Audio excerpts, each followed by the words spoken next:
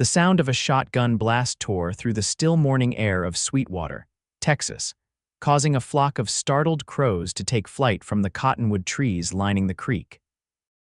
Willow Anderson stood firmly in the yard behind her father's general store, the weapon's stock pressed against her shoulder as she lowered it slowly, a satisfied smile spreading across her face as she observed the neat row of tin cans now scattered across the fence post.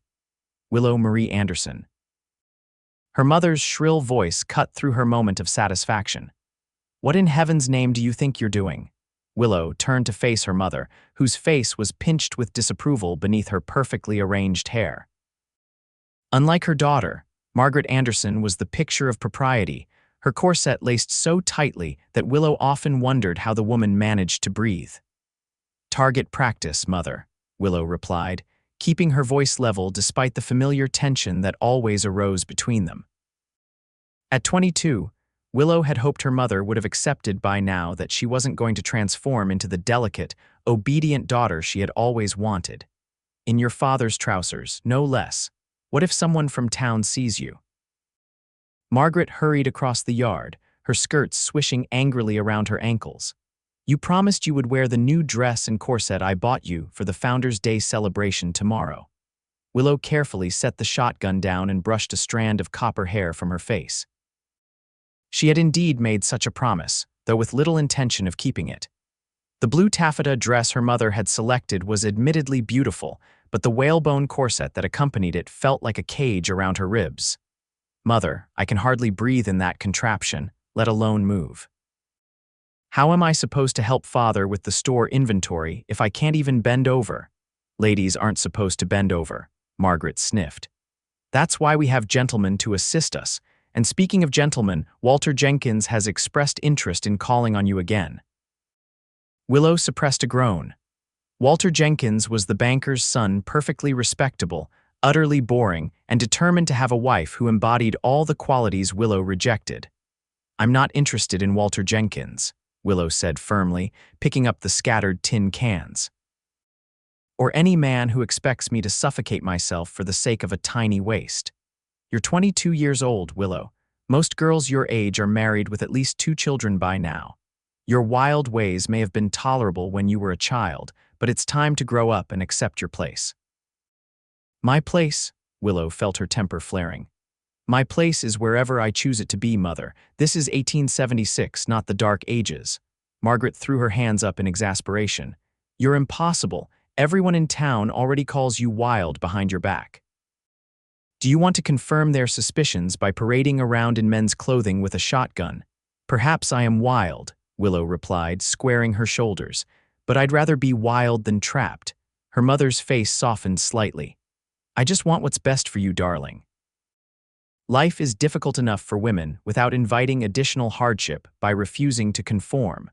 Willow sighed, feeling a twinge of guilt for causing her mother distress. Margaret Anderson had grown up in Boston society, where adherence to social norms was paramount. Moving to the Texas frontier had been a difficult adjustment for her, and her daughter's rebellious nature only added to her sense of displacement. "I'll wear the dress tomorrow," Willow conceded, "but not the corset." Before her mother could protest, the sound of approaching hoofbeats interrupted their conversation. Both women turned toward the road where a cloud of dust announced the arrival of riders. "That must be the cattle drive coming through," Margaret said, immediately straightening her posture. "Your father mentioned they'd be arriving today. Do put that gun away and make yourself presentable, Willow." But Willow was already moving toward the front of the store, curiosity piqued. Cattle drives through Sweetwater always brought interesting people and news from distant places, a welcome break from the routine of small town life. By the time she reached the street, the first riders were passing by. Dusty, weather-beaten men on horseback, followed by the enormous herd of longhorn cattle that stretched as far as she could see. The ground seemed to tremble beneath the weight of thousands of hooves, and the air filled with the sounds of lowing cattle and shouting cowboys. As was customary, her father had come outside to greet the trail boss. James Anderson was a practical man who had built his general store into a successful business by catering to the needs of both townsfolk and travelers. He waved in friendly recognition as a tall man on a dappled gray horse approached. "James Anderson," the trail boss called out. "Good to see you again." "Likewise, Bill," her father replied. "Had a good drive from San Antonio, can't complain." Lost fewer head than expected, and the men are eager for a night of civilization before we continue north. Willow watched with interest as the cowboys guided the massive herd through town. Most were typical drovers, rough men hardened by the elements and the demanding work. But one in particular caught her attention. He rode slightly apart from the others, sitting tall in his saddle with an easy confidence. Unlike his companions, his clothes, though dusty, appeared well maintained, and the bay horse he rode moved with the fluid grace that spoke of excellent breeding and training. As if sensing her observation, the cowboy turned his head in her direction. From beneath the brim of a worn brown Stetson, a pair of striking blue eyes met hers. For a moment, time seemed to suspend as they regarded each other. Then, to her surprise, he tipped his hat in acknowledgement, a slight smile playing at the corners of his mouth. Willow felt an unexpected warmth creep into her cheeks. She nodded in return, acutely aware that she was standing on the boardwalk in her father's borrowed trousers and a simple cotton shirt, her copper hair falling loose from its hasty braid. The moment was broken when her father called her name. "Willow, come help with the supplies. These men will be wanting to stock up before they continue north." With one last glance at the mysterious cowboy, who had already turned his attention back to the herd, Willow hurried to her father's side. The general store quickly filled with dusty cowboys eager to replenish their supplies and enjoy the novelty of shopping after weeks on the trail.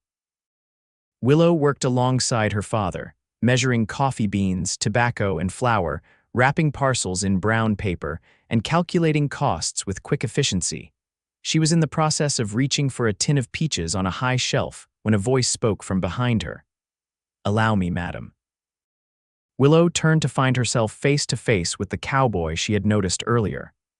Up close, she could see that he was younger than she had initially thought, perhaps in his late 20s, with a face tanned by the sun, and etched with fine lines around his eyes that suggested he smiled often. "Thank you, but I can manage," she replied, reaching again for the tin. He raised an eyebrow but stepped back, watching as she stretched to her full height and successfully grasped the peaches. "Most ladies I know would have accepted the help," he observed, amusement evident in his voice. "Then you must not know many interesting ladies," Willow retorted, setting the tin on the counter. To her surprise, he laughed a genuine, warm sound that made her own lips twitch in response. "I reckon that's true enough," he agreed. "I'm Samuel Sutton, by the way. Trail scout for the Williams outfit." "Willow Anderson," she replied, extending her hand before remembering that ladies were supposed to offer a delicate gesture for a man to kiss, not a firm handshake. But Samuel didn't seem to mind, his large hand engulfing hers in a brief, strong grip. "Miss Anderson," he acknowledged, "I'm in need of some supplies if you don't mind assisting." "That's what I'm here for," she said, smoothing her hands down her trousers self-consciously. If her attire shocked him, he didn't show it. Instead, he began listing items he needed. Ammunition for his Winchester, coffee, tobacco, a new notebook, and several other essentials. As she gathered his purchases, Willow found herself curious about this man who seemed different from the typical drovers passing through Sweetwater. "You said you're a scout?" she asked, measuring coffee beans into a paper bag. Samuel nodded. "I ride ahead of the herd, find water, good grazing land, and watch for trouble." "That sounds more interesting than driving cattle." "It has its moments," he agreed. "I've seen country most folks only hear about in stories. Beautiful country, Miss Anderson, the kind that makes a man feel small and significant all at once." There was something in his tone, a reverence, perhaps, that intrigued her. "Have you always been a scout?" she asked, wrapping his purchases carefully. "No, madam. I was raised on a horse ranch in Virginia, came west after the war like many men, found I had a knack for reading the land and tracking." He hesitated, then added, "I also do some writing for Eastern newspapers. Accounts of life on the frontier." This unexpected revelation made Willow look at him with renewed interest. "You're a writer," a slight flush appeared beneath his tan. I wouldn't call myself that. Just send observations to papers now and then. They seem to print them. That explains the notebook, Willow said, adding the item to his growing pile of purchases. Before Samuel could respond, the store door burst open, and Walter Jenkins strode in, his usual self-important expression firmly in place. He stopped short at the sight of Willow behind the counter in her masculine attire. "Willow," he exclaimed, his face registering shock and disapproval. "What on earth are you wearing?" Willow felt her shoulders tense. "Clothes that allow me to work, Walter. Did you need something?" Walter's gaze flickered between Willow and Samuel, his frown deepening. "Your mother mentioned you would be helping with the store today. I had hoped to escort you to lunch, but I see you're—" He gestured vaguely at her outfit, otherwise engaged. The disapproval in his voice was unmistakable, and Willow felt a familiar surge of irritation. Before she could reply, however, her father emerged from the storeroom. "Walter, good to see you, son. I believe your father's shipment of ledgers arrived yesterday. Let me fetch them for you." As James Anderson bustled about looking for the banker's order, Walter continued to stare at Willow with a mixture of disappointment and censure. "I'll call on you tomorrow after church," he said stiffly. "Perhaps you'll be more appropriately attired then." Willow opened her mouth to deliver a scathing retort, but Samuel spoke first. "Pardon me," he said, his voice deceptively mild, "but I believe the lady is in the middle of helping me with my purchases." Walter's head snapped toward Samuel, seeming to notice him for the first time. He took in the cowboy's dusty clothes and trail-worn appearance with obvious disdain. "I wasn't addressing you," Walter said coldly. Samuel merely smiled, but there was something in his eyes that made Walter take a small step backward. "No, you were being rude to the lady." "Where I come from, that's not how gentlemen behave."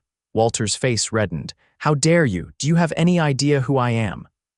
"A man who doesn't know how to treat a woman with respect, apparently," Samuel replied, his calm demeanor unchanged. Willow bit her lip to hide a smile as Walter sputtered indignantly. Her father returned with a package of ledgers, seemingly oblivious to the tension in the air. "Here you are, Walter. Please give your father my regards." With a final glare at both Willow and Samuel, Walter snatched the package and stormed out of the store, letting the door slam behind him. James Anderson looked after him in confusion. "Was it something I said?" Willow couldn't help it. She burst into laughter, and after a moment, Samuel joined her. Her father shook his head, used to his daughter's inexplicable behavior, and returned to the storeroom. When their laughter subsided, Samuel regarded Willow with open curiosity. "I take it that gentleman is a suitor, in his own mind, perhaps," Willow replied, tallying his purchases. "My mother's choice, not mine." "And what kind of man would be your choice, Miss Anderson?" Samuel asked, his blue eyes studying her with interest. Willow met his gaze steadily. "One who doesn't faint at the sight of a woman in trousers, for a start." Samuel's mouth curved into a genuine smile. "A reasonable standard." As he paid for his purchases and gathered them into his saddlebags, Samuel hesitated. "The cattle drive will be in town until tomorrow afternoon. There's a campfire storytelling tonight by the creek. Nothing fancy, just trail tales and such. You'd be welcome to join us." Willow was surprised by the invitation. Cowboys rarely included townspeople, especially women, in their trail rituals. "I might just do that," she said, surprising herself with the reply. Samuel tipped his hat. "Until then, Miss Anderson." After he left, Willow found herself smiling as she straightened the counter. There was something about Samuel Sutton that intrigued her, a quality she couldn't quite name, but found herself drawn to nonetheless. The bell above the door chimed again, and her mother entered, looking significantly more composed than earlier. "Was that Walter Jenkins I saw storming down the street?" Margaret asked, her eyebrows raised in question. Willow sighed. "Yes, Mother, he took exception to my attire." Margaret pressed her lips together but refrained from commenting directly. "I've come to remind you about dinner. Pastor and Mrs. Stevens will be joining us, so please make sure you're presentable." Her gaze swept meaningfully over Willow's trousers. "And by presentable, I mean wearing a dress, young lady." "Yes, Mother," Willow agreed, mentally calculating how long she could delay changing. "And your hair needs attention," Margaret added, reaching out to tuck a stray lock behind Willow's ear. Such beautiful hair, if only you'd style it properly. Willow endured her mother's fussing with practiced patience. Margaret meant well, and beneath her fixation on propriety was genuine love and concern for her daughter's future. "I'll be home in time to change," Willow promised. "Father needs me to finish the inventory first." Mollified, Margaret nodded and departed, leaving Willow to her thoughts which, to her surprise, kept returning to a pair of blue eyes and a kind smile beneath a worn Stetson. The afternoon passed quickly as Willow helped her father with the store. The cattle drive had brought good business, with cowboys purchasing everything from tobacco to new shirts. By the time her father suggested she head home to prepare for dinner, Willow had almost forgotten about the campfire invitation. As she walked the short distance to their house at the edge of town, she found herself wondering if she should actually attend. It would certainly scandalize her mother and provide more gossip for the town, but the prospect of hearing stories of places she'd never seen was tempting. Moreover, the thought of seeing Samuel Sutton again stirred a curiosity she hadn't felt for any of the local men her mother deemed suitable. Dinner with Pastor Stevens and his wife was as tedious as Willow had anticipated. The conversation revolved around church matters and town gossip, with frequent pointed comments about young women finding suitable husbands before they became spinsters. "Willow is still young, but not getting any younger, Mrs. Stevens remarked over dessert, as though Willow weren't sitting right there. "My niece in St. Louis was married at 17 and has 4 children already. And how wonderful for her," Willow said sweetly. "I suppose she has little time for reading or developing her mind." "Willow," her mother admonished, while her father coughed to hide what might have been a chuckle. "A woman's greatest fulfillment comes through motherhood," Mrs. Stevens continued, undeterred. "The Lord created Eve to be Adam's helpmate, not his equal." Willow bit her tongue, knowing from experience that theological debates with Mrs. Stevens were exercises in futility. Instead, she ate her apple pie in silence, plotting her escape. When the dinner finally concluded and the guests departed, Willow helped her mother with the dishes while planning how to slip away to the cowboy campfire without causing another confrontation. "I think I'll retire early," she announced, drying the last plate. "I have a headache." Her mother looked sympathetic. "It's probably from squinting at those inventory ledgers all day. I'll bring you some willow bark tea." "Thank you, Mother, but I just need sleep," Willow insisted, planting a kiss on Margaret's cheek before heading upstairs. In her room, Willow waited until the house grew quiet. Her parents typically retired early, a habit from years of rising at dawn to open the store. Once she was certain they were asleep, she changed back into her comfortable trousers and shirt, added a warm jacket, and slipped out of her bedroom window onto the porch roof. It was a route she'd used many times over the years when the constraints of town life became too suffocating. The night air was cool against her face as she made her way through the sleeping town toward the creek where the cattle drive had made camp. The familiar scents of Sweetwater dust, wood smoke, and the faint sweetness of wildflowers mingled with the stronger odors of cattle and horses as she approached the camp. She could see the glow of the campfire before she heard the voices men laughing and talking, punctuated by the occasional strum of a guitar. For a moment, Willow hesitated at the edge of the firelight.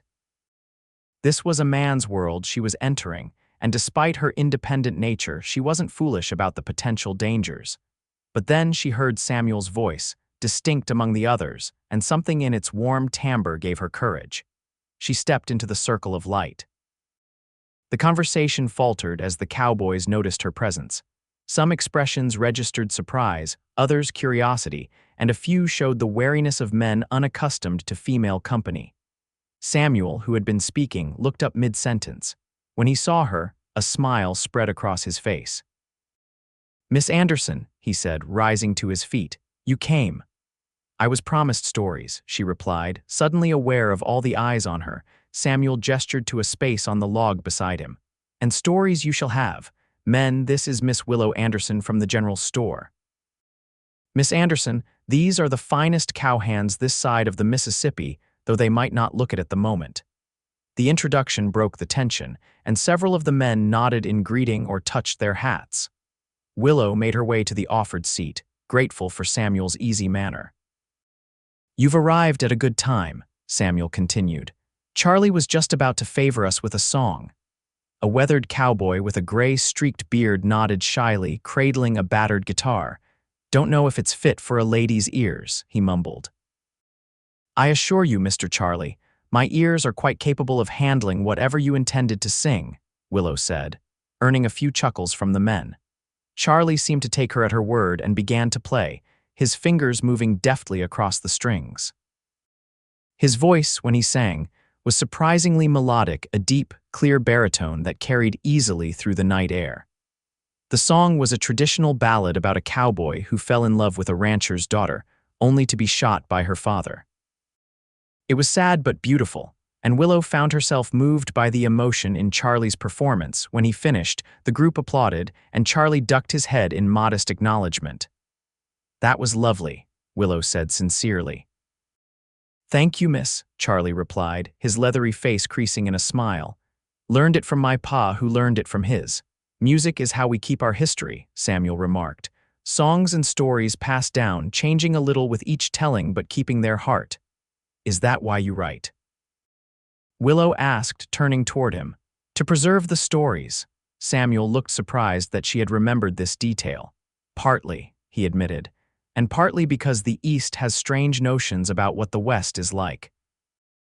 They read dime novels full of exaggerated heroes and villains, but they don't understand the real beauty and hardship of life out here." "And do you understand it, I mean?" Samuel considered her question, his blue eyes reflecting the firelight. "I'm still learning," he said finally. "Every day shows me something new." Their conversation was interrupted by one of the other cowboys, a young man barely out of his teens. "Mr. Sutton, tell the one about the time you tracked that war party through the Llano Estacado," he urged. "Miss Anderson ought to hear a real adventure." Samuel seemed reluctant. "That's not much of a story, Jimmy," but the other men joined in, encouraging him until he finally relented. "All right, but remember this isn't one of those penny dreadfuls," he warned, glancing at Willow. "What happened was both less and more than what you might expect." And so he began to tell the tale of how, 2 years earlier, he had been scouting for an army patrol when they received word that a small war party had attacked a stagecoach, taking a woman captive. Samuel had volunteered to track them, a task that led him across the forbidding expanse of the Llano Estacado, the Staked Plains, a vast, featureless plateau that had claimed the lives of many experienced travelers.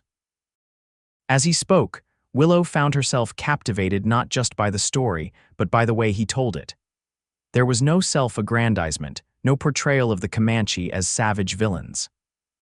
Instead, he spoke of the harsh realities faced by both sides, the desperation that drove men to violence, and the unexpected moments of humanity he had witnessed. The woman had been taken by a young warrior trying to prove himself, Samuel explained. But the elder of the group, a man with more wisdom, knew that taking her would only bring more soldiers, more death. When I finally caught up to them, I found her unharmed, already being returned toward the stage route. "So you didn't have to fight them?" Jimmy asked, clearly disappointed. Samuel shook his head. "No, and I'm grateful for it. There'd been enough blood spilled already." The elder recognized that vengeance only perpetuates suffering. "Did you get a reward?" another cowboy asked. "The army paid me," Samuel acknowledged. "But the real reward was what I learned about judgment and mercy from that Comanche elder." He glanced at Willow. "Sometimes the people we're taught to fear have more to teach us than those we're told to respect." The statement hung in the air, and Willow felt its truth resonate within her. How often had she been judged for refusing to conform to society's narrow definition of womanhood? How many times had her mother warned her that her wild ways would lead to ruin? The conversation shifted to other topics as more stories were shared, tales of stampedes and blizzards, encounters with grizzly bears, and the challenges of moving thousands of cattle across rivers. Throughout it all, Willow remained fascinated by the glimpse into a world so different from her restricted life in Sweetwater. As the night deepened and the fire burned lower, The men gradually retreated to their bedrolls until only Willow and Samuel remained by the embers. "I should probably escort you back to town," Samuel said, though he made no move to rise. "Probably," Willow agreed, equally reluctant to end the evening. "Thank you for including me tonight. It was enlightening." "You were welcome company," Samuel replied. Not many town ladies would sit around a cowboy campfire in trousers. Willow laughed softly. "Not many town ladies own trousers. May I ask you something, Miss Anderson?" "You may ask. I may not answer." Samuel smiled at her candor. "Fair enough. I was wondering why you choose to dress as you do, knowing it causes talk. It's not my place to judge. I'm genuinely curious." Willow considered the question, appreciating that it was asked without the usual undercurrent of criticism. "Have you ever worn a corset, Mr. Sutton?" she asked. He laughed. "Can't say that I have." "They're instruments of torture," she said frankly. "They restrict your breathing, prevent you from bending or moving naturally, and can cause actual physical harm if laced too tightly, which is often considered desirable. And for what? To create an unnatural waistline that pleases men's eyes." She gestured to her comfortable attire. "In these clothes, I can breathe, I can move, I can work without constantly being reminded of my feminine limitations. It's not about looking like a man, it's about being treated as a human being with the right to comfort and practicality." Samuel nodded, his expression thoughtful. "I've heard women in the East are starting to speak out about such things." "They are," Willow confirmed. "There's a growing movement for women's rights not just in clothing, but in education, employment, and even suffrage. And you support these ideas." "I do," she said, lifting her chin slightly, prepared for the dismissal or mockery that usually followed such an admission. But Samuel surprised her.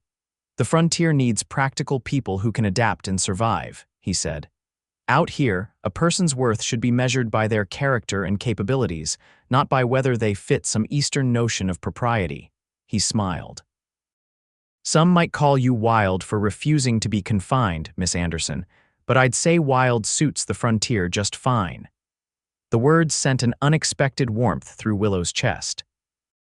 Never before had anyone so perfectly articulated what she had always felt, that her rejection of restrictive social norms wasn't rebellion for its own sake, but a practical choice suited to the realities of frontier life. "That may be the nicest thing anyone has ever said to me, Mr. Sutton," she said quietly. "Samuel," he corrected. "And I only spoke the truth as I see it." Their eyes met across the dying embers of the fire, and Willow felt something shift between them, a recognition, perhaps, of kindred spirits. The moment was broken by the distant howl of a coyote, reminding them of the late hour. "I really should see you home," Samuel said, rising and offering his hand to help her up. This time, Willow accepted the assistance, finding that there was no contradiction in maintaining her independence while acknowledging simple courtesy. They walked back toward town in companionable silence, the moonlight illuminating their path. The streets of Sweetwater were deserted, with only the occasional lamp burning in a window. "Will your parents be worried?" Samuel asked as they approached the Anderson house. Willow shook her head. "They're asleep. I'll climb back in through my window." Samuel raised an eyebrow, but didn't comment on this revelation of her sneaking skills. When they reached the house, he stopped at a distance that would prevent anyone from seeing them together, should a nosy neighbor happen to be looking out their window. "The cattle drive leaves tomorrow afternoon," he said, his voice low. "We're heading north to Dodge City." Willow felt a twinge of disappointment.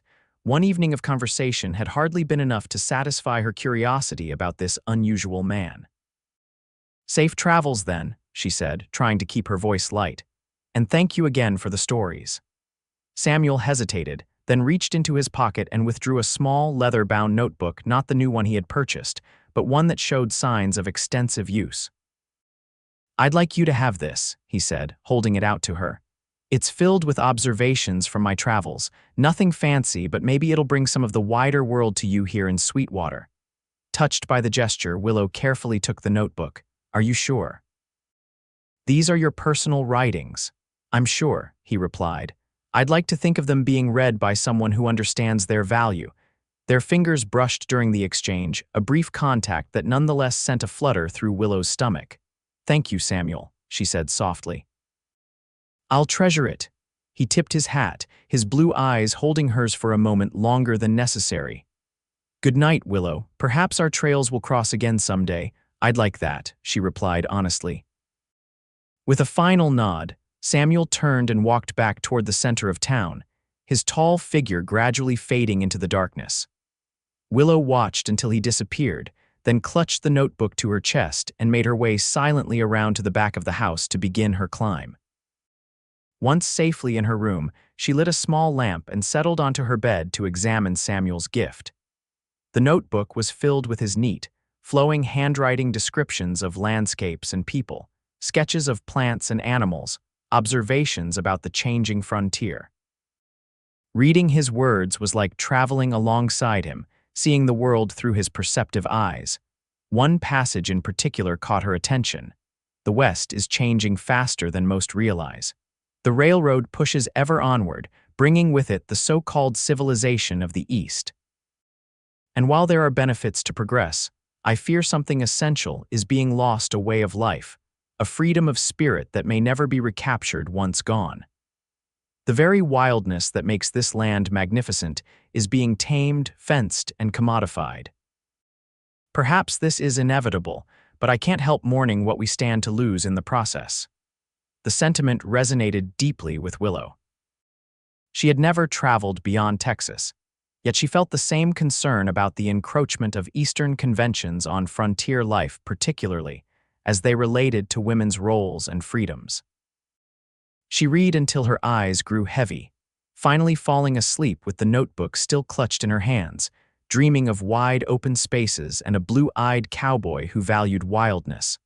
Morning arrived with the unwelcome reminder that it was Sunday church day, followed by the Founders' Day celebration. Willow had barely hidden Samuel's notebook beneath her mattress when her mother knocked on her door. "Willow, are you awake, dear? We need to start getting ready for church." Willow stifled a groan. "Yes, Mother, I'm awake." Margaret entered, already dressed in her Sunday best, her face bright with anticipation. "I've laid out your blue dress. We really must hurry if we're going to have time to do your hair properly." Resigned to her fate, Willow allowed herself to be guided through the ritual of Sunday preparation. She submitted to having her hair arranged in an elaborate style that pulled uncomfortably at her scalp, and donned the beautiful blue dress that her mother had ordered from a catalog. But when Margaret appeared with the corset, Willow stood firm. "No, Mother," she said quietly but with unmistakable resolve. "I agreed to the dress, not the corset. Willow, you can't wear this dress without proper undergarments. It's designed to be worn with a corset. Then I'll wear something else." Margaret's face fell in disappointment. "But you look so lovely in this color. It brings out your eyes." "I can still wear the dress," Willow insisted. "It might not fit exactly as intended, but I'll be more comfortable and more able to breathe during the sermon." After further negotiation, they reached a compromise. Willow would wear the dress with a less restrictive stay that provided some structure without the extreme constriction of a fully laced corset. The result was a silhouette that, while not adhering to the current fashion plates, allowed Willow to move and breathe naturally. "I suppose it will have to do," Margaret sighed as they prepared to leave for church. "At least your hair looks beautiful." The church service proceeded as it always did in Sweetwater. Pastor Stevens delivered a sermon about obedience and propriety that seemed directed specifically at Willow, though she knew his themes rarely varied. The congregation sang hymns, announcements were made about upcoming events, and everyone filed out afterward to socialize on the church lawn. As Willow stood beside her parents, enduring the usual scrutiny and thinly veiled comments about her unique appearance, she found her gaze wandering toward the creek where the cattle drive was camped. From this vantage point on the church hill, she could see the activity around the herd as the cowboys prepared for their afternoon departure. Her attention was drawn back to her immediate surroundings when Walter Jenkins approached, looking particularly smug in his Sunday suit. "Willow," he greeted her with a slight bow. "You look almost like a proper lady today." She forced a smile. "Thank you for the qualified compliment, Walter." Either missing or ignoring her sarcasm, he continued, I hope you'll save a dance for me at the celebration this afternoon." Before Willow could formulate a polite rejection, her mother interjected enthusiastically. "Of course she will, Walter. Willow was just saying how much she's looking forward to the dancing." Walter looked pleased, and Willow shot her mother an exasperated glance that went unnoticed or deliberately ignored. "Excellent," Walter said. "I'll claim the first dance then." As he walked away to join his parents, Willow muttered under her breath, "I said no such thing about looking forward to dancing." Her father, who had overheard, squeezed her shoulder sympathetically. "Just one dance won't kill you, Willow girl." "It might, if he steps on my feet as much as he did at the Christmas social," she replied, making her father chuckle. The Founders' Day celebration was scheduled to begin at noon in the town square. There would be food, games, music, and dancing to commemorate the establishment of Sweetwater 30 years earlier. It was the town's largest annual event, and participation was essentially mandatory for all residents. As her parents mingled with their friends, Willow found herself wondering if Samuel would attend the celebration before the cattle drive departed. The thought of seeing him again, perhaps even dancing with him, made her heart beat a little faster. When they returned home to prepare for the celebration, Willow seized a moment of privacy to retrieve Samuel's notebook from under her mattress. She tucked it into a hidden pocket she had sewn into her dress, one of several modifications she regularly made to her clothing to increase its practicality. By the time they arrived at the town square, the celebration was in full swing. Tables laden with food lined one side of the square, while a platform had been erected for the band on the other. Children ran about playing games, and groups of adults chatted in clusters around the perimeter. Willow.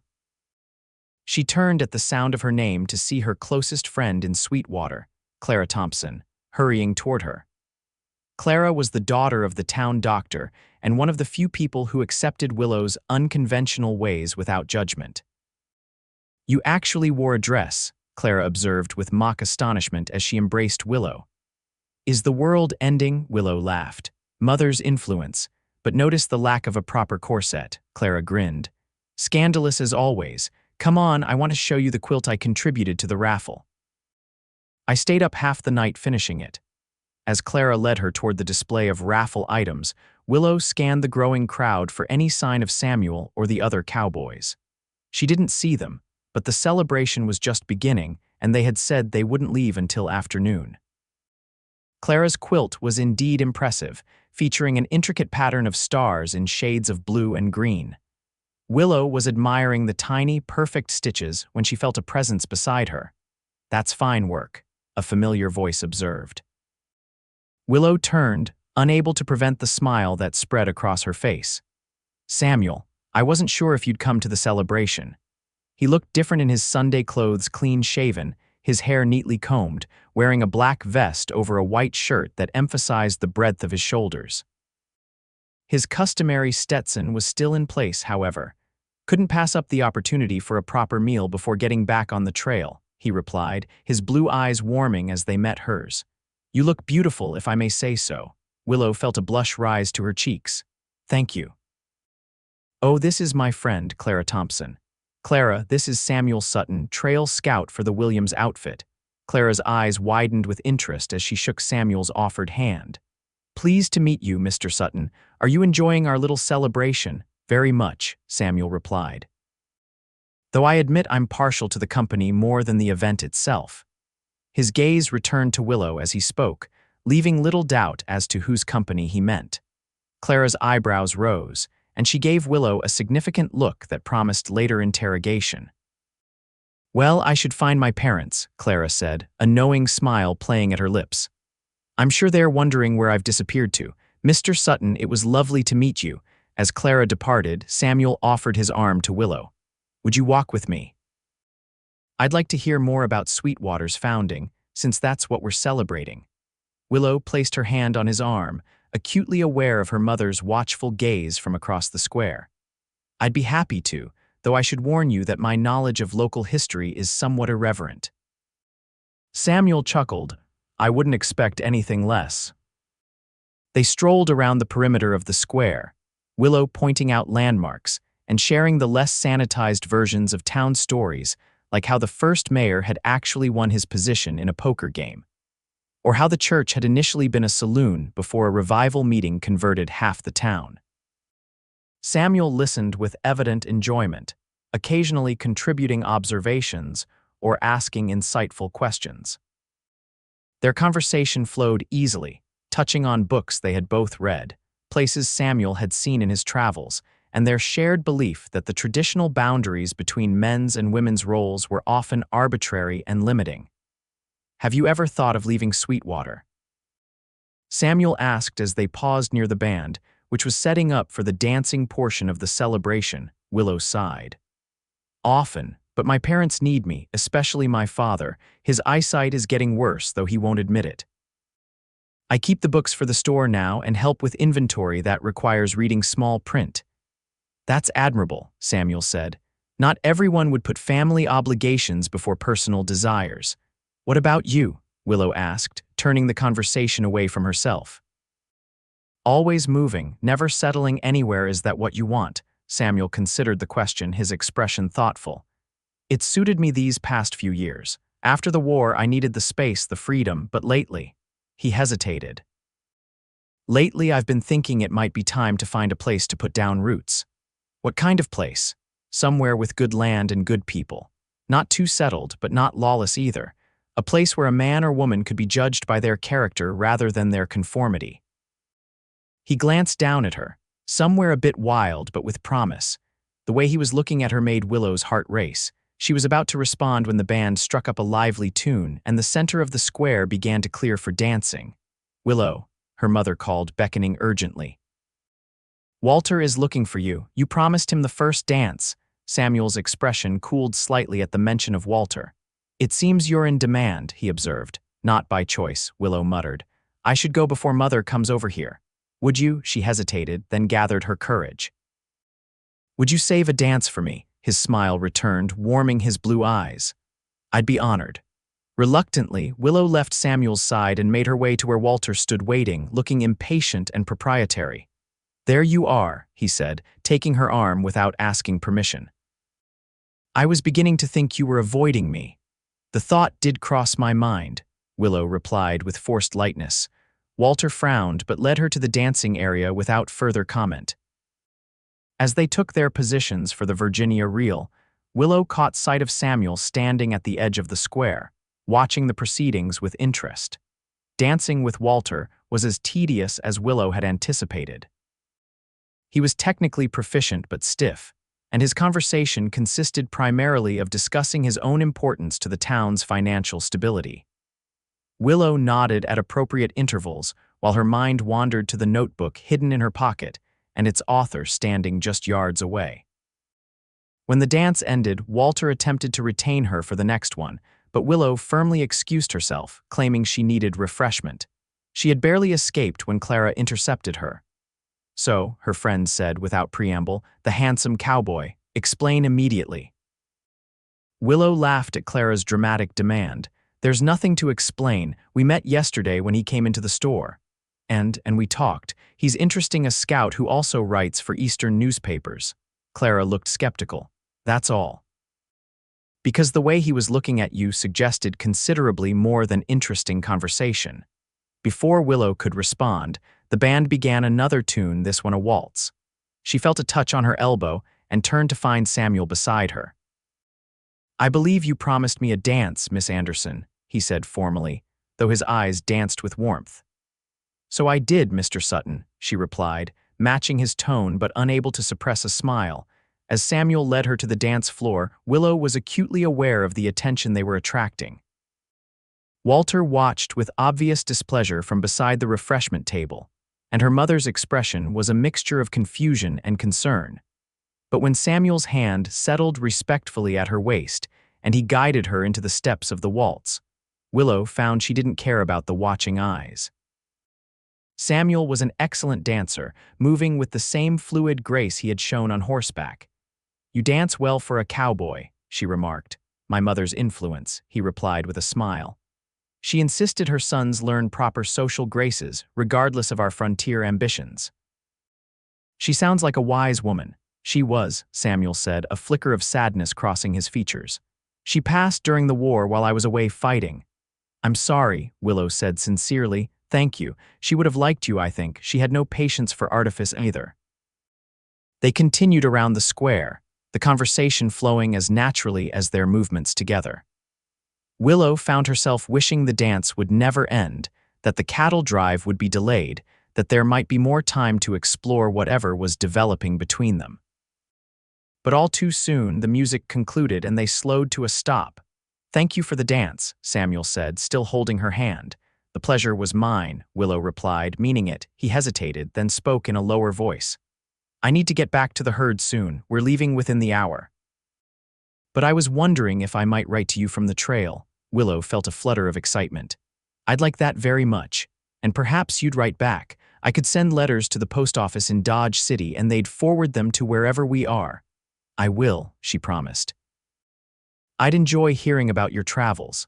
Samuel smiled, a genuine expression that reached his eyes and made them crinkle at the corners. Then, I'll write as soon as we reach our first stop. He lifted her hand and briefly pressed his lips to her knuckles, a gesture so unexpected and tender that Willow felt momentarily breathless. Until we meet again, Willow Anderson, he said softly. Safe travels, Samuel Sutton, she replied, reluctant to release his hand. With a final smile, he turned and walked away, stopping to thank her parents politely before departing the celebration. Willow watched him go, already feeling the absence of his company. She was still standing in the same spot when her mother approached, a concerned expression on her face. Willow, who was that man? Margaret asked. His name is Samuel Sutton. He's a trail scout with the cattle drive. I see. Her mother's tone made it clear that she didn't approve. And how did you become acquainted with this scout? He came into the store yesterday, Willow replied, deciding not to mention the campfire visit. He's educated, mother, and writes for Eastern newspapers.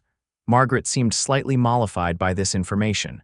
Still, it's not appropriate for you to be dancing so familiarly with a man you barely know, especially when Walter was clearly expecting another dance. Willow bit back a sharp retort, reminding herself that her mother's concerns came from a place of love, however misguided. It was just one dance, Mother. And now he's leaving with the cattle drive, so there's no need for concern. But even as she said the words, Willow felt a pang of sadness at the truth of them. Samuel was leaving, and despite his promise to write, she couldn't be certain their paths would ever cross again.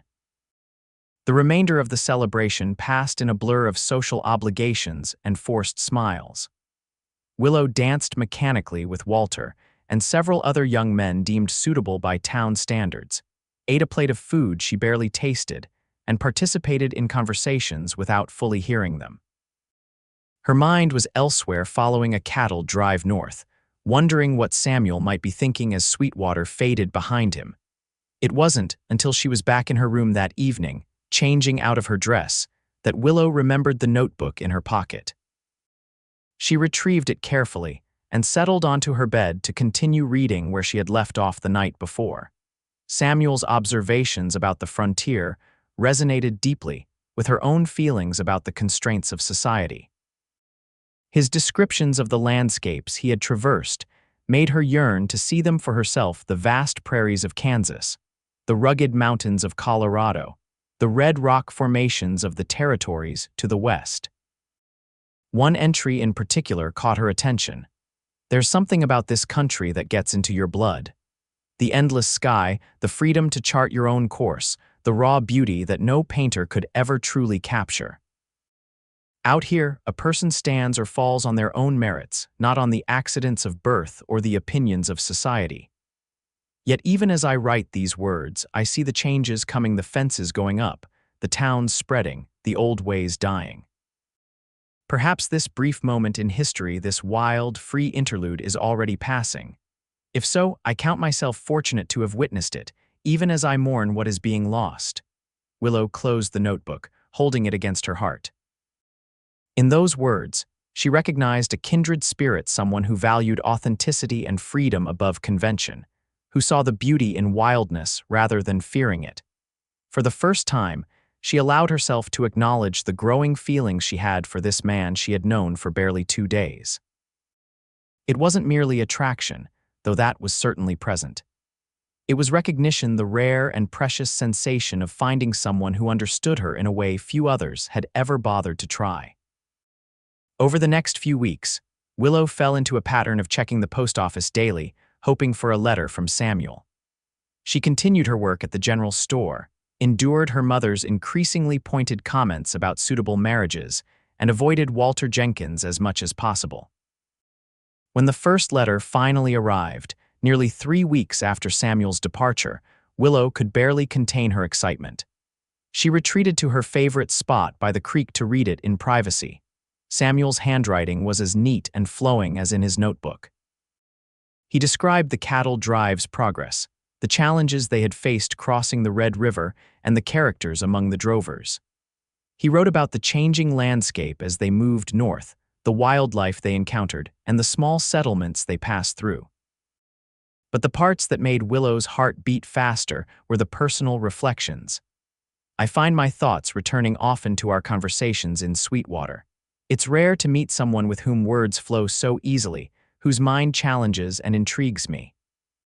I've met countless people in my travels, but few have left such a lasting impression after such a brief acquaintance. The other night, as I sat by the campfire on watch, I found myself describing to Jimmy, the young drover you may remember, the way you stood your ground against convention without apology or explanation. He said you sounded like someone worth knowing. I told him he had no idea how right he was.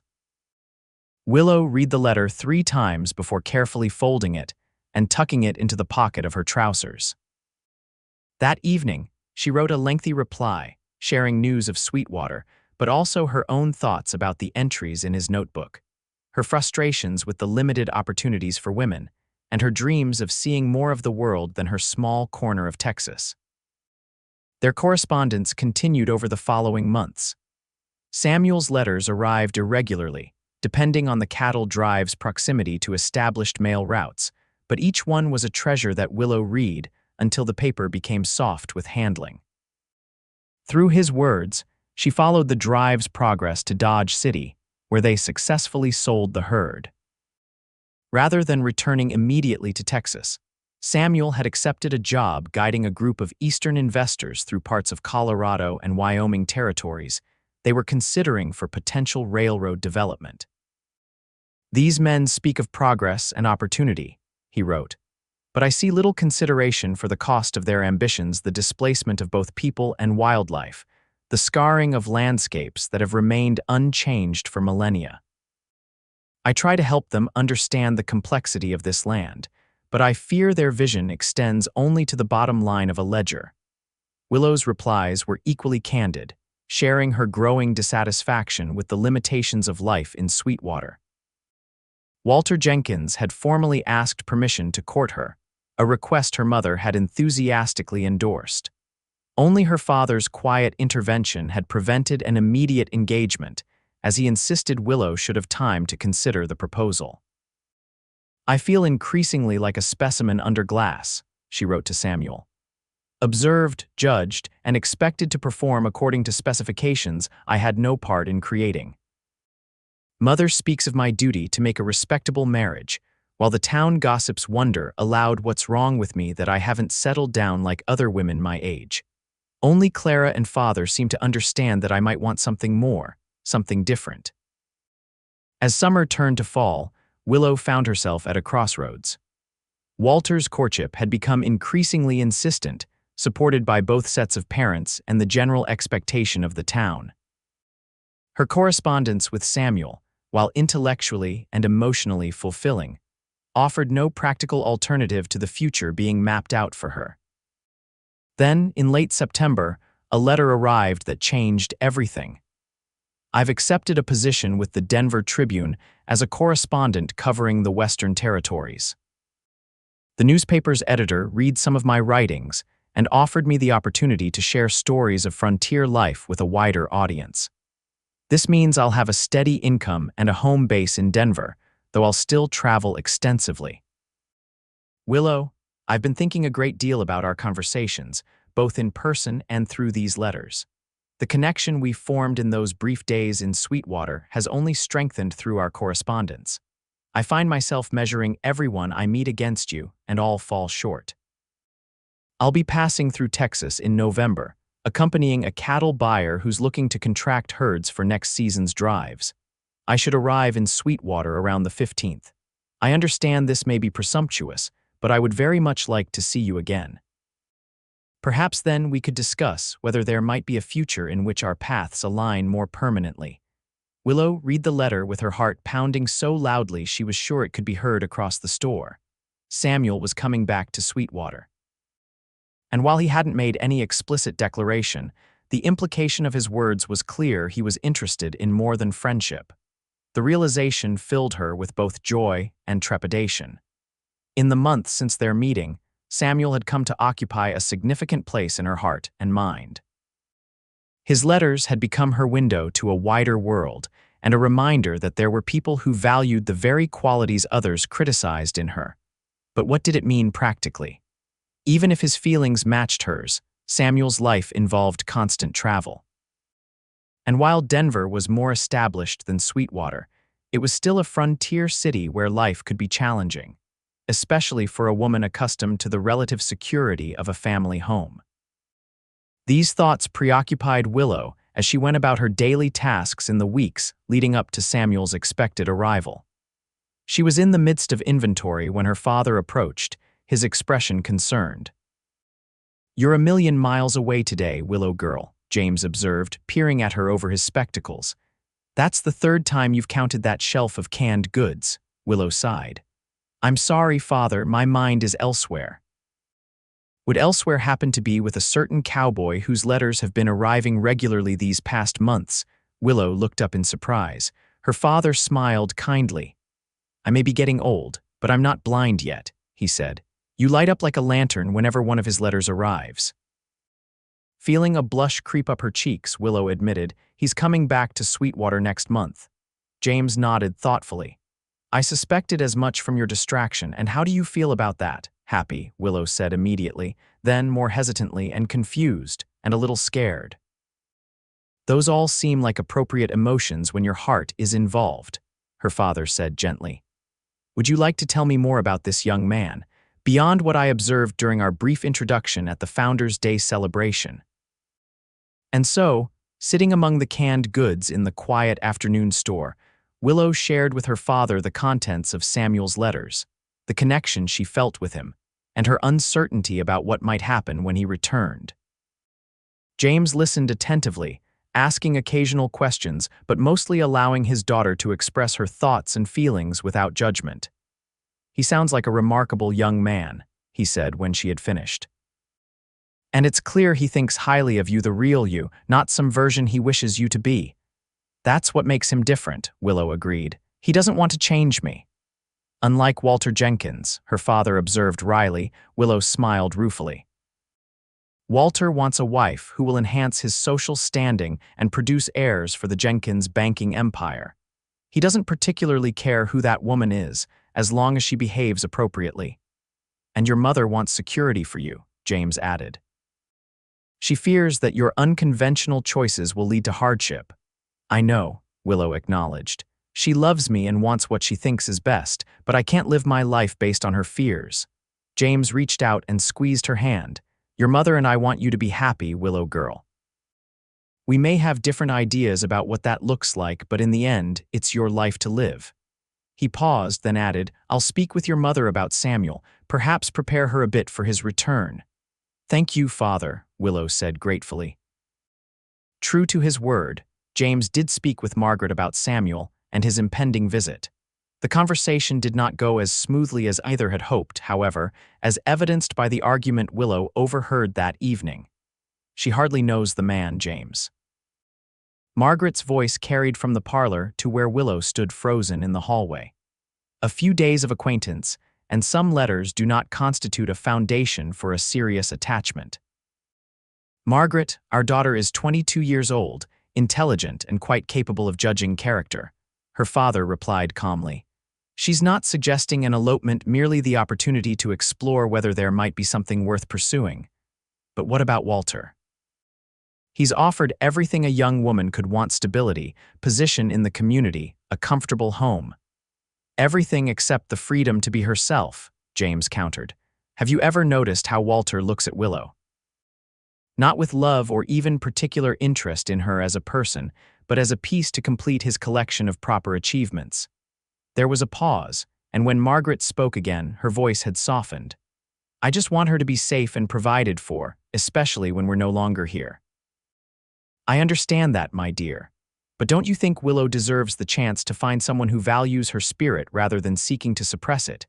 Another silence, longer this time. Willow held her breath, her heart aching at the genuine concern in her mother's voice. This Samuel Sutton, Margaret finally said. You believe he genuinely cares for her, that he's a man of substance and character? From what I observed, yes. And from what Willow has shared of his letters, he appears to be thoughtful, educated, and respectful of her mind and independence. Margaret sighed heavily. I suppose we could invite him to dinner when he arrives. At least that would give us an opportunity to assess his intentions more thoroughly. Willow retreated quietly to her room, emotions mixed. Her father's advocacy touched her deeply, as did her mother's reluctant willingness to at least meet Samuel properly.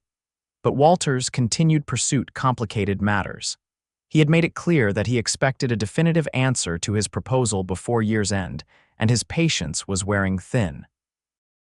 The weeks leading up to Samuel's anticipated arrival passed with agonizing slowness.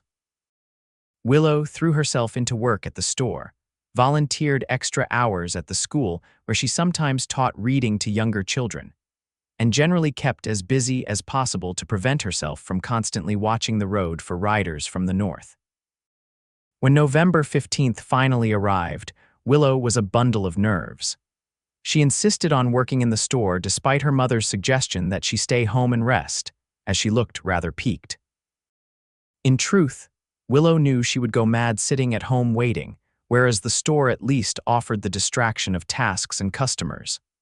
By mid-afternoon, however, there had been no sign of Samuel or any cattle buyers, and Willow's anxiety began to give way to disappointment. Perhaps he had been delayed, or the buyer had changed his route, or worst of all, Samuel had reconsidered his desire to see her again. She was reorganizing a display of canned goods when the bell above the door chimed. Without turning around, she called out, "I'll be with you in just a moment." "I'd wait a good deal longer than a moment if necessary," a familiar voice replied. Willow whirled around, nearly knocking over the carefully arranged cans. There, standing just inside the doorway with his hat in his hands, was Samuel. He looked much as she remembered, tall and broad-shouldered in his trail clothes, the corners of his blue eyes crinkling with his smile. The only difference was a new scar that ran along his jaw, still pink with recent healing. "Samuel," she breathed, suddenly unable to think of anything more eloquent to say. "Willow," he replied, his smile widening. "It's good to see you." They stood for a moment, simply looking at each other across the store, the air between them charged with unspoken emotions. Then, mindful of propriety and her father's presence at the back counter, Willow collected herself. "Welcome back to Sweetwater," she said, moving forward to offer her hand. "How was your journey?" Samuel took her hand, holding it perhaps a moment longer than was strictly proper. "Long," he replied with feeling, "but worth every mile." The warmth in his gaze made her cheeks flush. She withdrew her hand reluctantly and gestured toward her father. "You remember my father, James Anderson?" "Of course," Samuel said, moving to shake James's hand.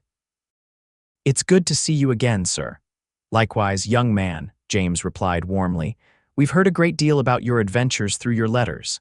Samuel glanced at Willow, a question in his eyes. She nodded slightly, confirming that she had shared their correspondence with her father. "Nothing but good things, I hope," Samuel said. "Indeed," James assured him. "In fact, my wife and I would be pleased if you would join us for dinner this evening. That is, if your business in town allows." "I would be honored," Samuel replied. "Mr. Thornton, the cattle buyer I'm accompanying, has meetings until late afternoon, but our evening is free." "Excellent," James said. "Shall we say 6 o'clock? Our home is just at the east end of town, the white house with blue shutters." "I'll be there," Samuel promised. After a few more minutes of cordial conversation about his journey, Samuel excused himself to see to his horse and find Mr. Thornton. As he left the store, he cast one last glance at Willow, his expression so full of genuine pleasure at seeing her that she felt her heart skip a beat. Once he was gone, James chuckled softly. "Well, that young man certainly doesn't try to hide how he feels about you, Willow girl." Willow couldn't help smiling. "Do you think Mother will like him?" "She'll certainly appreciate his manners," James replied. "The rest may take a little time. But he makes a good first impression, I'll give him that." The afternoon crawled by as Willow helped customers and tried not to watch the clock. When her father finally suggested she head home early to help her mother prepare for dinner, she gratefully accepted the opportunity. At home, she found Margaret in a flurry of activity, having already heard from James that Samuel would be joining them. The dining room table was being set with their best china, and savory smells emanated from the kitchen where Rosa, their occasional helper, was assisting with the meal preparation. "There you are, Willow," Margaret said, looking up from her inspection of the silverware. "I've laid out the green dress for you to wear this evening. It's modest but becoming." Willow bit back an automatic protest, recognizing her mother's effort to make this dinner a success. "Thank you, Mother." "The green will be lovely." Margaret looked slightly surprised by the easy acquiescence but nodded approvingly. "Good.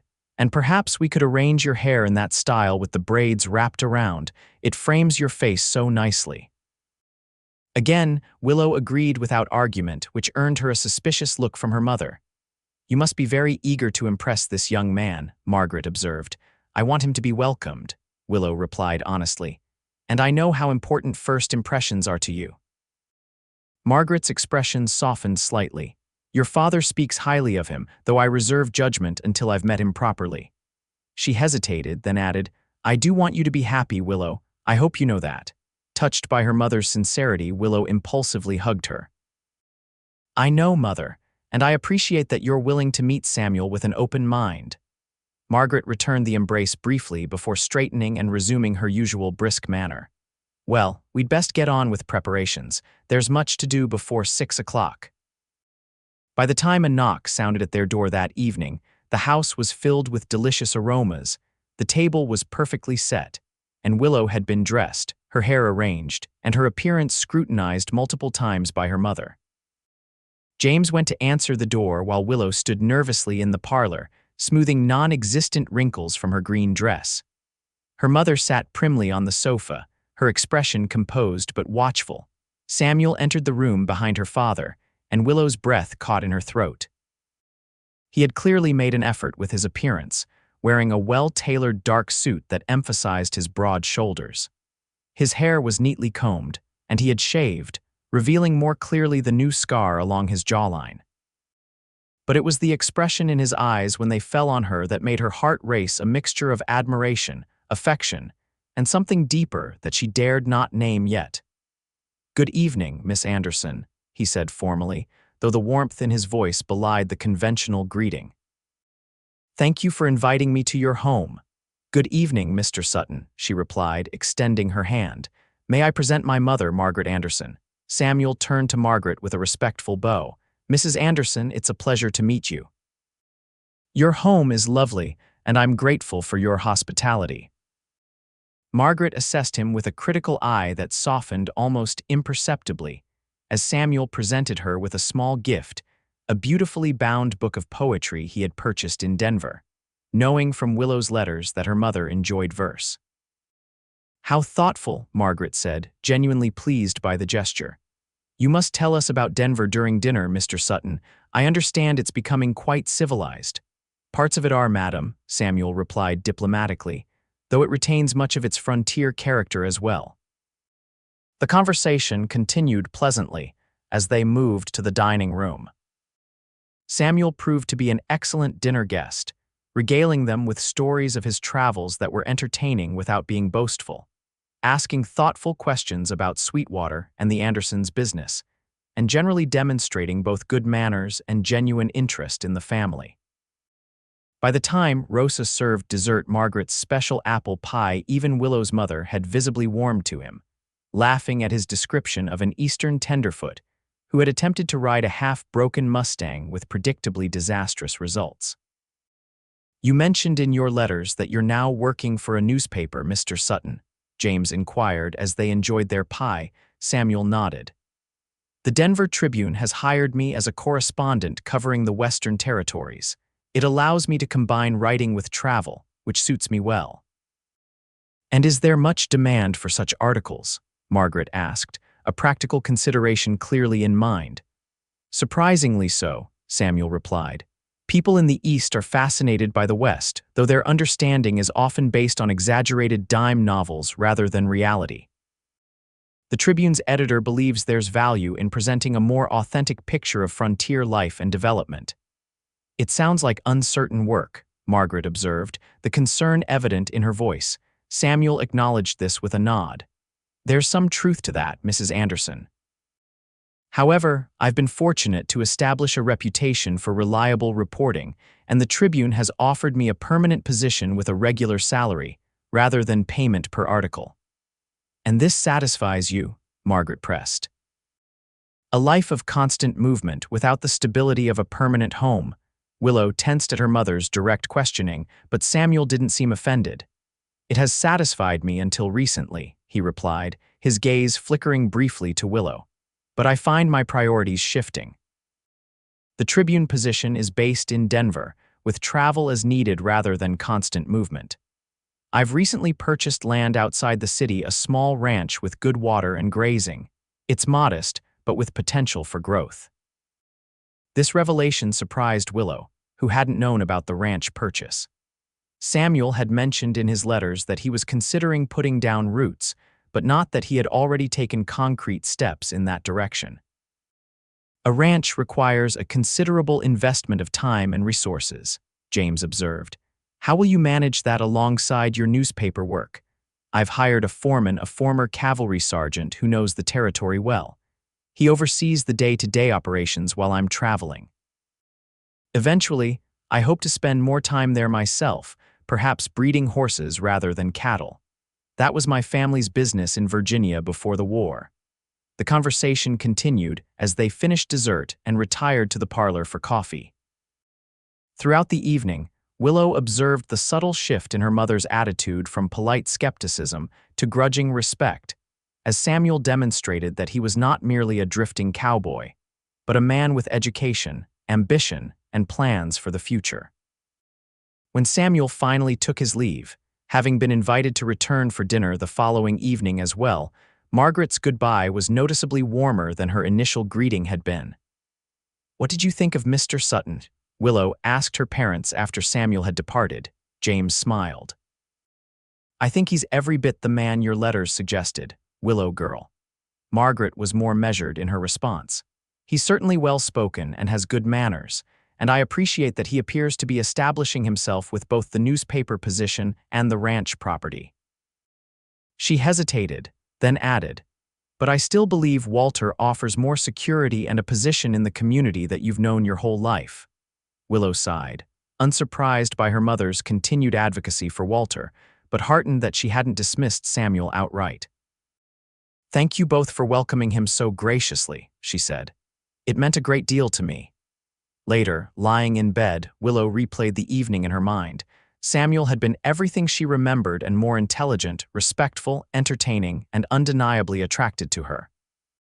The way his eyes had followed her throughout the evening, the warmth in his voice when he spoke directly to her, the genuine interest he showed in her opinions during conversation, all confirmed that the connection she had felt during their brief initial meeting and subsequent correspondence was real and reciprocated.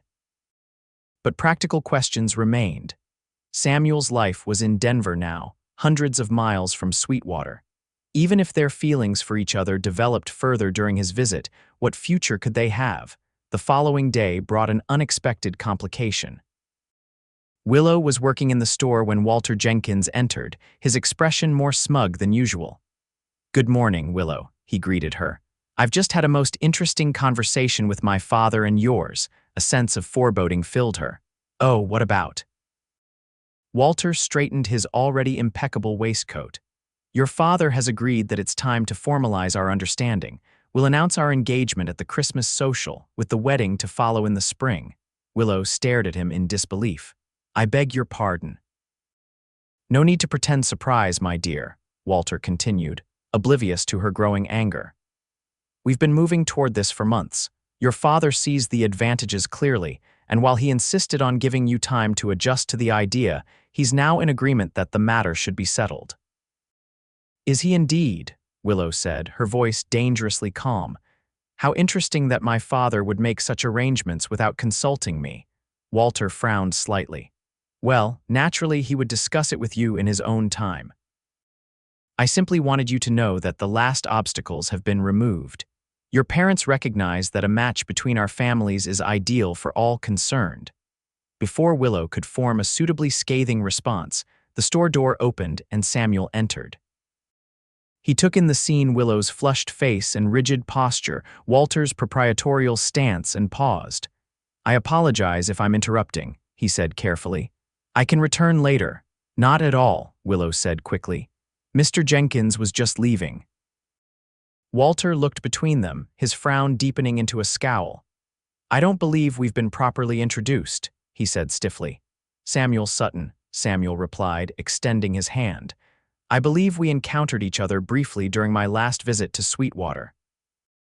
Recognition dawned on Walter's face, along with evident distaste. Ah, yes, the cowboy who presumed to lecture me on manners. Samuel withdrew his unshaken hand without comment, his expression neutral but his eyes watchful. An uncomfortable silence filled the store before Walter turned back to Willow. We'll continue our discussion later when you're not occupied with customers. Remember what I said, the matter is effectively settled.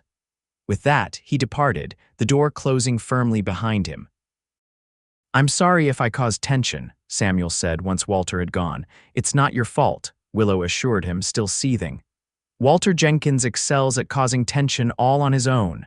He seemed quite proprietary. He seems to believe we're engaged, Willow said bluntly. Despite the fact that I've never accepted his proposal, Samuel's eyebrows rose. I see, and are you engaged? That is, absolutely not, Willow stated emphatically.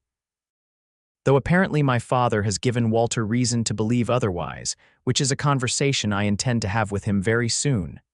Relief visibly crossed Samuel's features before he composed himself. I don't mean to pry into your family matters. You're not prying, Willow sighed. And I apologize that you walked into the middle of this situation. Walter has been pursuing me for months, encouraged by both his parents and my mother. My father has been more understanding of my reluctance, which is why I'm surprised by Walter's claim. Samuel nodded thoughtfully. Families often have strong opinions about suitable matches. My own father had specific ideas about the type of woman I should marry, preferably the daughter of another Virginia horse breeder, with impeccable Southern manners and a substantial dowry. And what happened? Willow asked, curious. The war happened, Samuel replied simply. And afterward, everything that had seemed so important, social connections, family traditions, prescribed paths, felt hollow compared to what I had seen and experienced.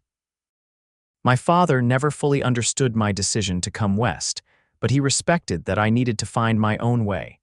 The personal revelation touched Willow. Thank you for sharing that. It helps to be reminded that family disagreements can be navigated without permanent damage to relationships. Speaking of which, Samuel said, changing the subject, I came to see if you might be free to join me for a ride this afternoon. Mr. Thornton's meetings continue, and I thought perhaps you might show me some of the countryside around Sweetwater. The invitation was exactly what Willow needed: an escape from the store, from Walter's assumptions, and from her own confused thoughts. I'd like that very much, she said. Let me ask Father if he can manage without me for a few hours. James readily agreed to mind the store, giving Willow a knowing smile as she explained Samuel's invitation. Enjoy yourself, Willow girl, and don't worry about Walter. I'll speak with him and clarify any misunderstandings. Grateful for her father's support, Willow changed into her riding clothes, trousers, a sturdy shirt, and a jacket against the November chill, and met Samuel at the livery stable where he had arranged a horse for her. The afternoon was crisp and clear, perfect for riding.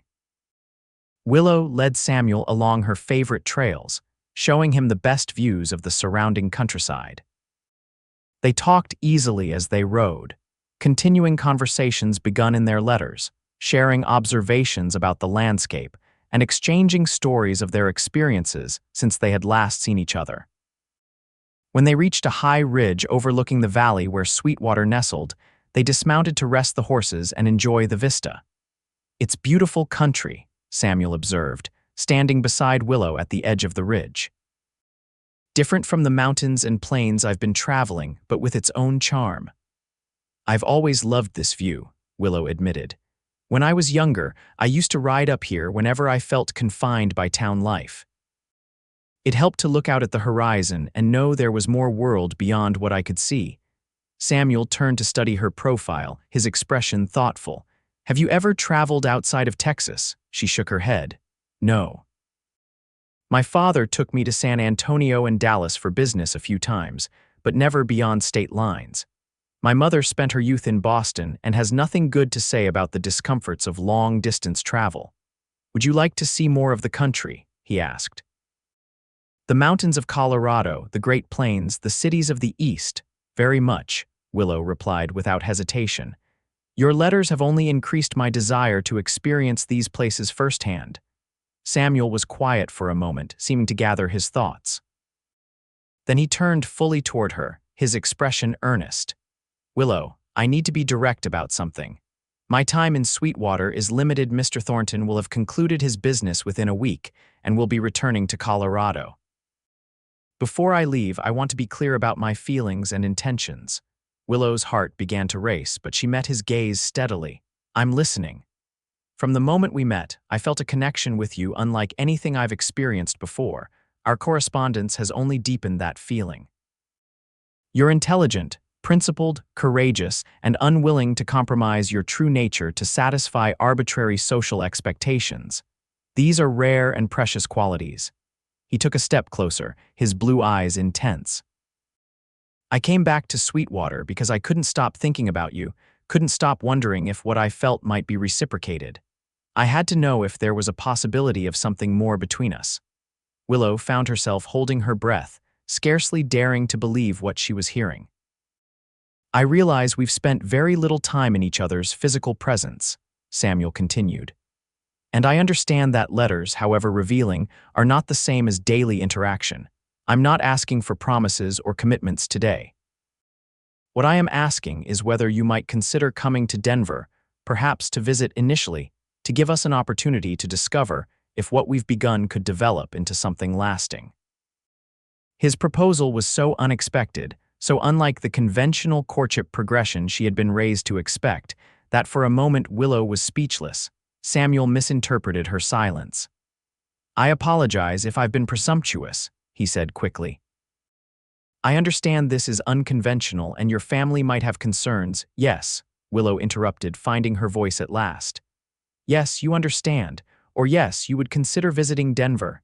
"Yes to both," she replied, her voice stronger now.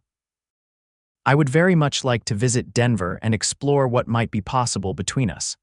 The smile that spread across Samuel's face was radiant, crinkling the corners of his eyes in the way she had come to cherish. "Truly." Willow nodded, feeling as though her heart might burst with a mixture of joy and trepidation. "I've felt it too, Samuel, the connection, the sense that there's something rare and valuable developing between us. I would regret it for the rest of my life if I didn't at least explore the possibility." Relief and happiness mingled in his expression. "I can't tell you what that means to me, Willow." Impulsively, she reached out and took his hand. "But it won't be simple. My mother will resist the idea, and my father, supportive as he is, relies on me at the store. There's also the matter of Walter's persistent pursuit and apparent belief that our engagement is a foregone conclusion." Samuel's fingers tightened around hers. "I understand, and I'm prepared to speak with your parents to address their concerns directly. As for Walter Jenkins..." His expression hardened slightly. "He'll need to accept that you've made your own choice." "And what exactly am I choosing?" Willow asked, needing clarity despite the emotional tide sweeping through her. Samuel considered her question seriously.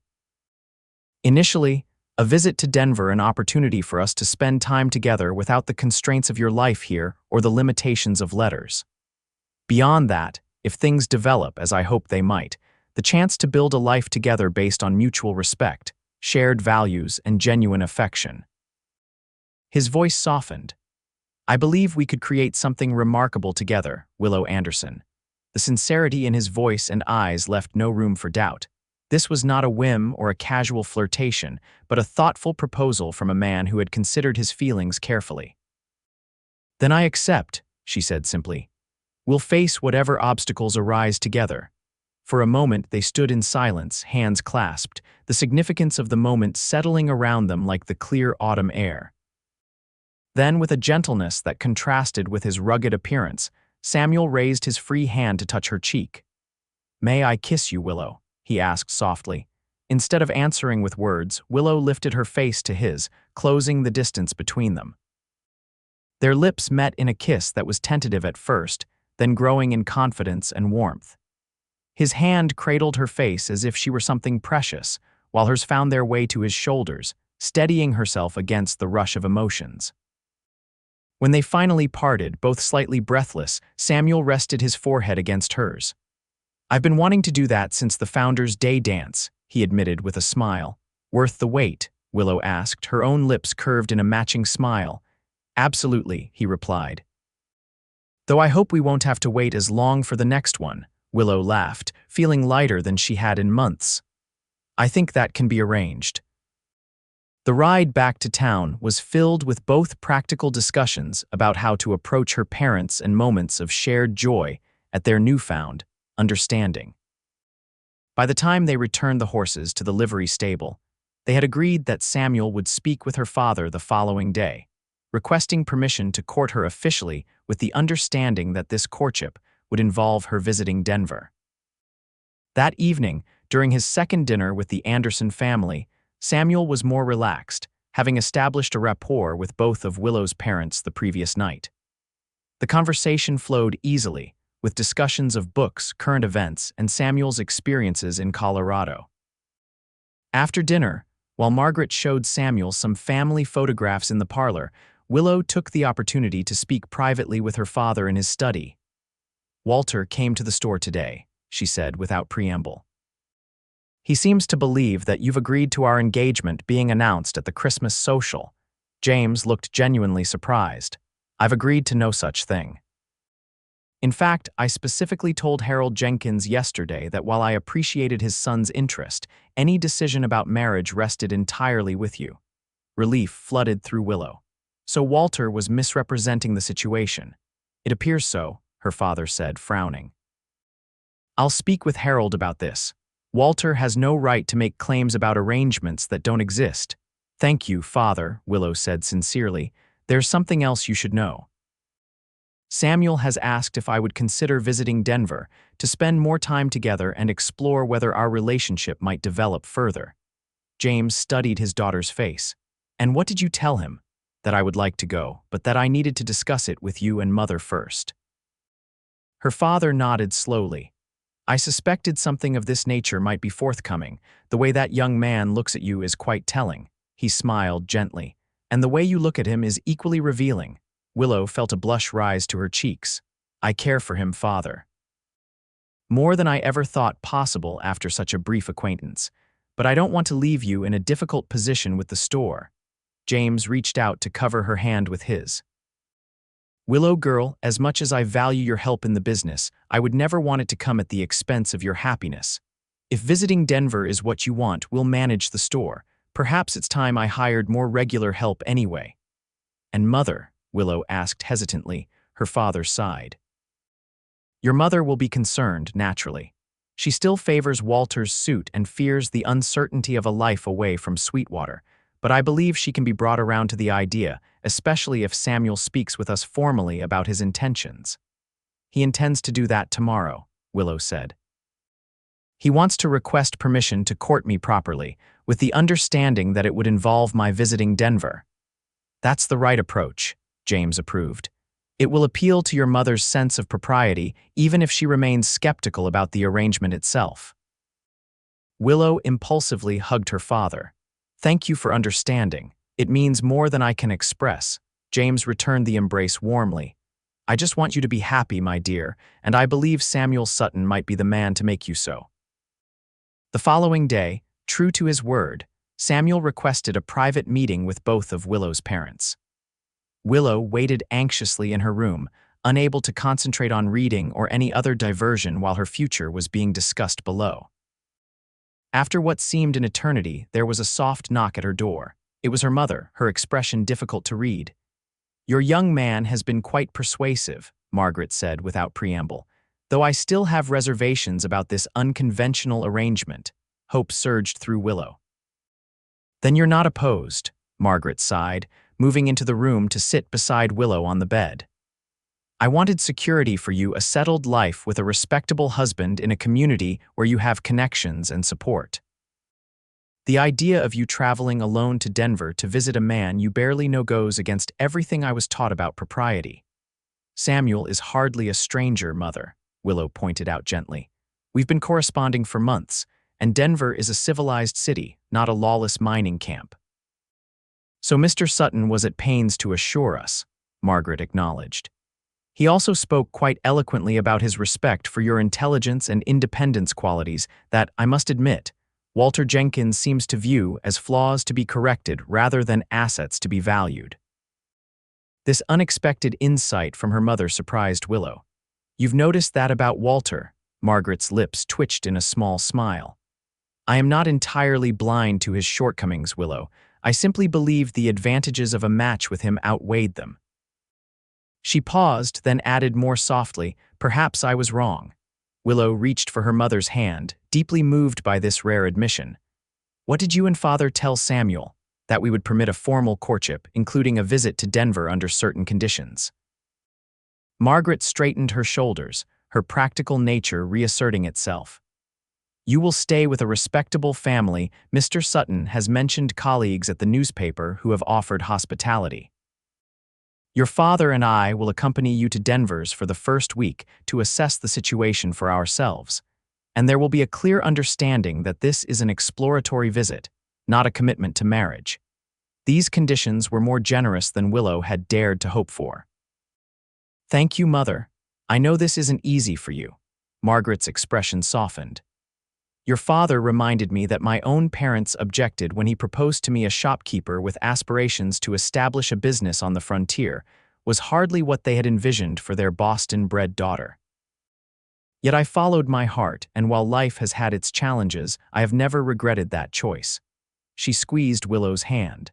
"Perhaps it's time I trust you to make your own choices, even if they differ from what I would wish for you." Tears pricked at Willow's eyes. "I love you, Mother." Margaret pulled her daughter into a rare, tight embrace. "And I love you, my wild, wonderful girl. I always have, even when I've struggled to understand you." When they went downstairs together, they found Samuel and James in the study, apparently deep in conversation about the economics of horse breeding versus cattle ranching. Both men looked up expectantly as they entered. "It seems we have a courtship to celebrate," Margaret announced, her voice steady despite the emotion of the previous conversation. "Though I expect Mr. Sutton to honor all the conditions we've discussed." Samuel rose to his feet, his expression a mixture of relief and joy. "You have my word, Mrs. Anderson, and my sincere gratitude." James beamed at his wife and daughter. "I believe this calls for a toast," he declared, moving to a cabinet where he kept a bottle of good whiskey for special occasions. As glasses were distributed and raised, Willow caught Samuel's eye across the room. The warmth and promise in his gaze made her heart swell with happiness and anticipation for the future they might build together, a future where her wild spirit would not be constrained, but valued and cherished. "To new beginnings," James proposed. "To new beginnings," they echoed, and as Willow sipped the fiery liquid, she silently added her own private toast, "To freedom, to love, and to a life lived on my own terms." The week that followed was a whirlwind of preparation, explanations, and inevitable town gossip. Walter Jenkins reacted to the news of Willow's courtship with Samuel with disbelief, followed by anger, and finally a cool formality that suggested wounded pride rather than genuine heartbreak. His parents were less restrained, making their disapproval known throughout Sweetwater. But Willow found that the opinions of others mattered less and less as she spent time with Samuel, getting to know him better and confirming what her heart had already recognized, that he was the partner she had never expected to find, someone who appreciated her exactly as she was. They took daily rides, shared meals with her parents, and spent evenings in conversation that ranged from literature to politics to their hopes for the future. Samuel also spent time at the store, learning the business that had been the Anderson family's livelihood and demonstrating genuine interest in her father's knowledge and experience. As the day of Samuel's departure with Mr. Thornton approached, they finalized plans for Willow's visit to Denver. She would follow in 2 weeks' time, accompanied by both parents, traveling by stagecoach to the railroad at Dallas and then by train to Colorado. On their last evening together before Samuel's departure, they stood on the porch of the Anderson home, speaking quietly beneath a sky filled with stars. 2 weeks will feel like an eternity, Samuel admitted, his hand warm around hers. We've managed months apart before, Willow reminded him with a smile. Though I admit, it will be harder now that we've spent this time together. Samuel drew her slightly closer, mindful of propriety even as he cherished these last moments of privacy. I'll have everything ready for your arrival. The Morrisons, the newspaper editor, and his wife are eager to meet you. They've offered their guest room for your parents, and they have a married daughter with whom you can stay. It's all becoming real, Willow marveled. Just a few months ago, I couldn't have imagined leaving Sweetwater, and now, having second thoughts, Samuel asked, a flicker of concern crossing his face. Not about you, she assured him quickly. Never about you. It's just a significant change leaving the only home I've known. I understand, he said gently. And if you decide Denver isn't where you want to be, we'll figure something out. What matters is that we're honest with each other always. Willow felt a surge of affection for this man who consistently respected her agency and independent nature. Thank you for that. It means more than I can say. Samuel lifted his hand to her cheek, his touch reverent. I am constantly amazed by your courage, Willow Anderson, the way you face life on your own terms, refusing to be confined by others' expectations. It's remarkable. My refusal to be confined has caused no small amount of trouble over the years, she said with a rueful smile. Not everyone appreciates a woman who refuses corsets and wears trousers when it suits her. Their loss, Samuel replied, his voice low and earnest. Because that wildness, that authenticity, is precisely what makes you extraordinary, he smiled, his eyes reflecting the starlight. I meant what I said that first night by the campfire. Wild suits the frontier just fine, and it suits me just fine too. With those words, he leaned down to kiss her, a gentle, lingering kiss full of promise for their future together. When they finally parted, Willow kept her hand in his. 2 weeks, she said softly, and then we'll see what Denver holds for us. For us, Samuel echoed, the simple phrase carrying the weight of shared dreams and possibilities. And as they stood together beneath the vast Texas sky, Willow felt a certainty settle in her heart. Whatever challenges lay ahead, they would face them together, two untamed spirits finding in each other not constraint, but the freedom to be fully, authentically themselves. 3 years later, Willow stood on the porch of their ranch house outside Denver, watching as Samuel rode in from the eastern pasture. The late afternoon sun gilded his figure as he approached, still the same tall, straight-backed rider who had caught her attention that day in Sweetwater. So much had changed since then. Her visit to Denver had stretched from weeks into months as their courtship deepened into love.